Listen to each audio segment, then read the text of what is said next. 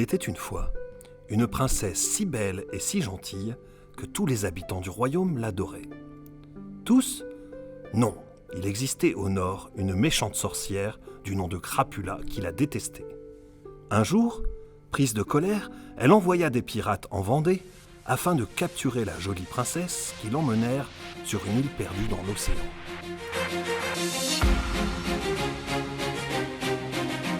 La sorcière lui jeta un sort appelé métamorphe.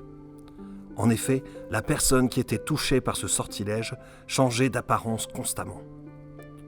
Notre gentille princesse n'avait plus le même visage. Un jour, au bord d'un marais, elle joua avec un crapaud. Quelle ne fut pas sa surprise lorsque celui-ci commença à parler.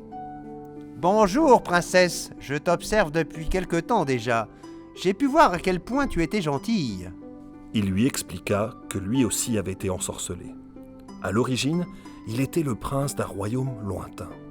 « J'ai besoin d'un baiser d'une princesse au grand cœur pour retrouver mon apparence. » La princesse embrassa le crapaud et celui-ci se transforma immédiatement en prince.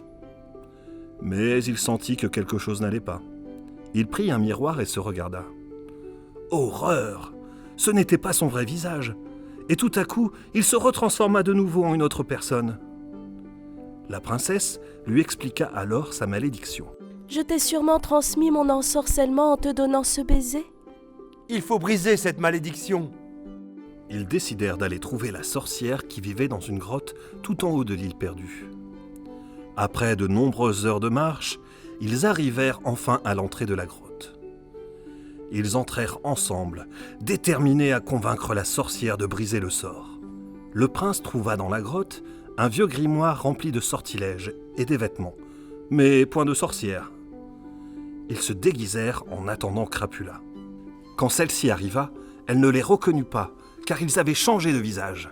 « Nous sommes apprentis sorciers et nous avons besoin de tes conseils pour la fabrication d'un antidote. » Bien sûr, mes enfants, je suis contente de pouvoir partager mes connaissances. Une fois la potion magique absorbée, quelle ne fut pas la surprise de Crapula de voir le prince et la princesse. « Tel est prix qu'il croyait prendre, sorcière !»